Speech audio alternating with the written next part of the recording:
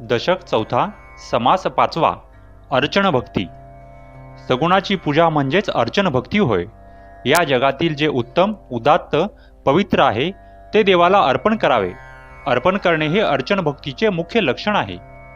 देवाची मानस पूजा, बाह्यपूजा, धूप, दीप, सुगंधी द्रव्य, वस्त्र व अलंकार अर्पण केल्याने सिद्ध होते. या भक्तीत देवाच्या पारंपरिक मूर्तीची पूजा व उपचार यांचे वर्णन केलेले आहे. अर्चन भक्ती. श्रीराम मागा झाले निरूपण, चौथे भक्तीचे लक्षण, आता ऐका सावधान, पाचवी भक्ती श्रीराम. श्री समर्थ म्हणतात की मागल्या समासात चौथ्या भक्तीचे लक्षण वर्णन करून सांगितले. आता सावध होऊन पाचवी भक्ती कशी असते ते ऐका. पाचवी भक्ती ते अर्चन. अर्चन म्हणजे देवतार्चन. शास्त्रोक्त पूजा विधान केले पाहिजे श्रीराम. अर्चन ही पाचवी भक्ती असून अर्चन म्हणजे देवतार्चन करणे, पण ते शास्त्रोक्त विधीप्रमाणे यथासांग केले पाहिजे. नाना आसने उपकरणे, वस्त्रे अलंकार भूषणे, मानसपूजा मूर्ती ध्याने या नाव पाचवी भक्ती श्रीराम. नाना प्रकारची आसने, पूजेची उपकरणे, वस्त्रे अलंकार भूषणे यांनी पूजा करावी. मनात मूर्तीचे ध्यान करावे आणि तिची मानस पूजा करावी.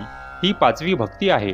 देव ब्राह्मण अग्निपूजन, साधू संत अतिपूजन, इति महानुभाव गायत्री पूजन या नाव पाचवी भक्ती श्रीराम. देव, ब्राह्मण, अग्नी, साधुसंत, अतिथी अभ्यागत यांचे पूजन, तसेच यती, ब्रह्मज्ञानी, संत, गाय यांचे पूजन ही पण पाचवी भक्ती जाणावी.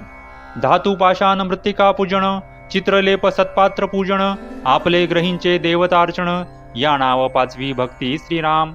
धातू, मृत्तिका, पाषाण यांच्या मूर्ती, तसेच तसबिरी व गंधाच्या लेपाने भिंतीवर काढलेल्या उपासना मूर्ती किंवा संत यांची पूजा करावी. तसेच आपल्या घरातील देवाचीही पूजा करावी. याला पाचवी भक्ती म्हणतात. शिळा सप्तांकित नवांकित, शाळीग्राम शकले चक्रांकित, लिंगे सूर्यकांत सोमकांत, बाण तांदळे नर्मदे श्रीराम.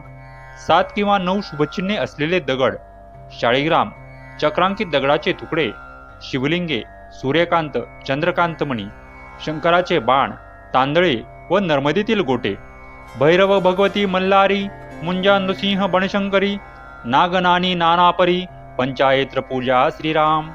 तसेच भैरव, भगवती देवी, मल्हारी, मुंजा, नृसिंह, बनशंकरी, नाग, निरनिराळ्या प्रकारची देवतांचा छाप असलेली नाणी, पंचायतनाची म्हणजेच गणेश, सूर्य, शक्ती, शिव व विष्णू या मुख्य 5 देवतांची पूजा ही अर्चन भक्ती होय. गणेश, शारदा, विठ्ठल मूर्ती, रंगनाथ, जगन्नाथ, तांडव मूर्ती, श्रीरंग, हनुमंत, गरुड मूर्ती देवतार्चनी पूजाव्या श्रीराम. गणेश, शारदा, विठ्ठल यांच्या मूर्ती, तसेच रंगनाथ, जगन्नाथ, नटराज यांच्या मूर्ती, श्रीरंग, हनुमंत, गरुड यांच्या मूर्तीचे पूजन करावे. मृच्छकूर्म वराह मूर्ती, नृसिंह वामन भार्गव मूर्ती, रामकृष्ण हयग्रीव मूर्ती देवतार्चनी पूजाव्या श्रीराम. मत्स्य, कूर्म, वराह, नृसिंह, वामन, भार्गव यांच्या मूर्ती, राम, कृष्ण, हयग्रीव यांच्या मूर्तीचीही पूजा करावी. केशवा, नारायण, माधव मूर्ती, गोविंद, विष्णू, मधुसूदन मूर्ती, त्रिविक्रम, वामन, श्रीधर मूर्ती, ऋषिकेश, पद्मनाभी श्रीराम. केशव, नारायण, माधव, गोविंद, विष्णू, मधुसूदन, त्रिविक्रम, वामन, श्रीधर, ऋषिकेश, पद्मनाभ यांच्या मूर्ती. दामोदर, संकर्षण, वासुदेव मूर्ती, प्रद्युम्न, अनुधर, पुरुषोत्तम मूर्ती, अधोक्षज, नारसिंह, अच्युत मूर्ती, जनार्दन आणि उपेंद्र श्रीराम. दामोदर, संकर्षण, वासुदेव, प्रद्युम्न, अनिरुद्ध, पुरुषोत्तम, अधोक्षज, नरसिंह, अच्युत, जनार्दन व उपेंद्र यांच्या मूर्तींची पूजा करावी. हरिहरांच्या अनंत मूर्ती, भगवंत जगदात्मदा जगदीश मूर्ती, शिवशक्तीच्या बहुधा मूर्ती देवतार्चनी पूजाव्या श्रीराम. तसेच हरिहरांच्या अनंत मूर्ती, भगवंत, जगदात्मा, जगदीश यांच्या मूर्ती आणि शिवशक्तीच्या बहुविध मूर्ती देवतार्चनी पूजाव्यात. अश्वत्थनारायण, सूर्यनारायण, लक्ष्मीनारायण, त्रिमल्लनारायण, श्रीहरिनारायण, आदिनारायण, शेषशाही परमात्मा श्रीराम. ऐशा परमेश्वराच्या मूर्ती, ऐशा परमेश्वराच्या मूर्ती पाहो जाता उदंड सती, त्यांचे अर्चन करावे भक्ती पांचवी ऐसी श्रीराम. अश्वत्थनारायण, सूर्यनारायण, लक्ष्मीनारायण, त्रिमल्ल नारायण, हरिनारायण, आदिनारायण, शेषशाही परमात्मा अशा परमेश्वराच्या मूर्ती दिसून येतात. त्यांचे अर्चन करणे ही पाचवी भक्तीच आहे. याही वेगळे कुळधर्म सोडू नये अनुक्रम उत्तम अथवा मध्यम करीत जावे श्रीराम. याशिवाय आपल्या घरी जे कुळधर्म जसे चालत आले असतील त्यांचे त्याचप्रमाणे पालन करावे. त्यांचा अनुक्रम सोडू नये. उत्तम अथवा मध्यम कसेही असोत आपण ते करीत जावे. जाख माथा माय राणी बाळा बवळा मानविनी पूजा मांगिनी जोगिनी कुळधर्मे करावी श्रीराम. जाखमाता, मायराणी, बाळा, बगुळा, मानविनी, मांगिनी, जोगिनी यांची पूजा कुलधर्माप्रमाणे करावी. नाना तीर्थक्षेत्रास जावे तेथे त्या देवांचे पूजन करावे. नाना उपचारी अर्चावे परमेश्वरासी श्रीराम. नाना तीर्थक्षेत्रांच्या ठिकाणी जावे तेथे त्या त्या देवतेचे पूजन करावे. नाना प्रकारच्या उपचारांनी परमेश्वराची अर्चना करावी. पंचामृते गंधाक्षते पुष्पे परिमळ द्रव्ये बहुते धूपदीपे असंख्याते निरांजने कर्पुराचे श्रीराम. नाना खाद्य नैवेद्य सुंदर नाना फळे तांबूल प्रकार दक्षिणा नाना अलंकार दिव्यांबरे वनमाळा श्रीराम. शिबिका छत्र सुखासने माही मेघडंबरे सूर्यपाणे दिंड्या पताका निशाणे टाळ गोळ मृदुंग श्रीराम. नाना वाद्ये नाना उत्सव नाना भक्ती समुदाव गाती हरिदास सद्भाव लागती भगवंती श्रीराम.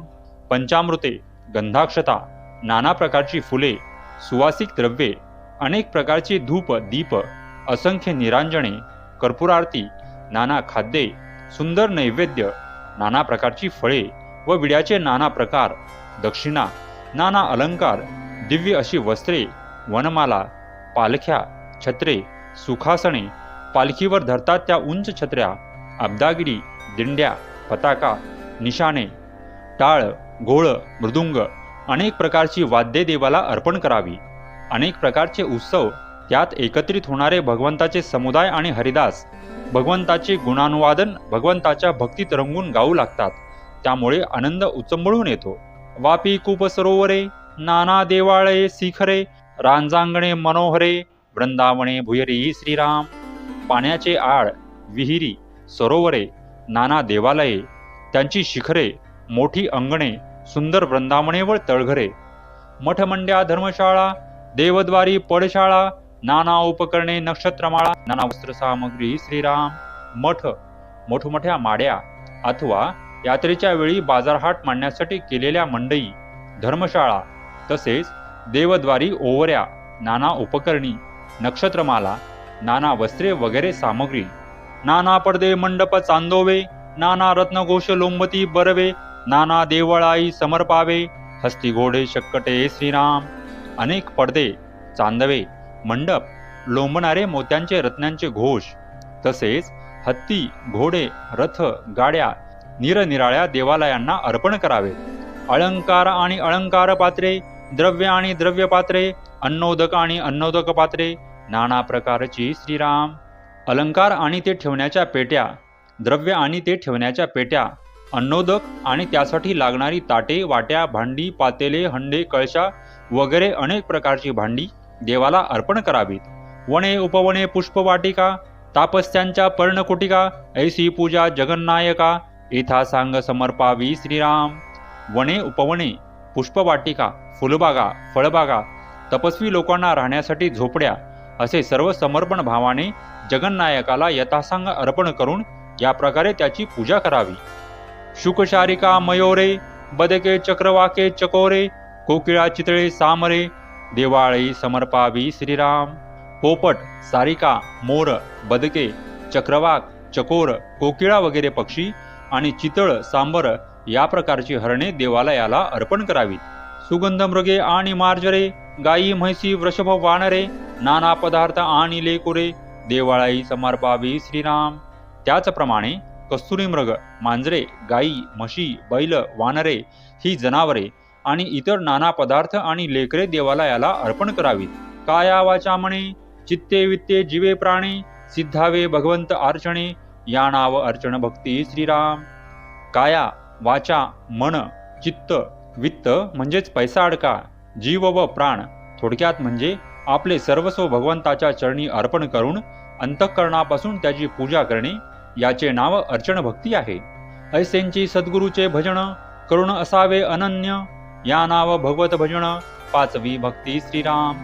अशाच प्रकारे श्री सद्गुरूंची पूजा करून त्यांना अनन्य भावाने शरण जाणे, याचेही नाव भगवत भजन असून तीही पाचवी भक्तीच आहे. ऐसी पूजा न घडे बरवी, तरी मानस पूजा करावी, मानस पूजा अगत्य व्हावी, परमेश्वरासी श्रीराम. अशा रीतीने बाह्योपचारांनी चांगली पूजा घडू शकली नाही तर मानस पूजा तरी अगत्य करावी. मने भगवंतास पूजावे, कल्पून सर्वही समर्पावे, मानस पूजेचे जाणावे, लक्षण ऐसे श्रीराम.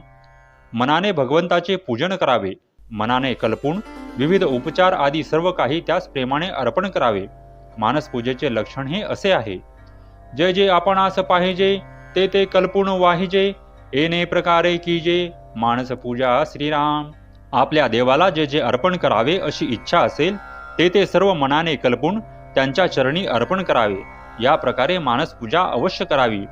इति श्रीदासबोधे गुरुशिष्य संवादे अर्चन भक्ती नाम समास 5वा. श्रीराम.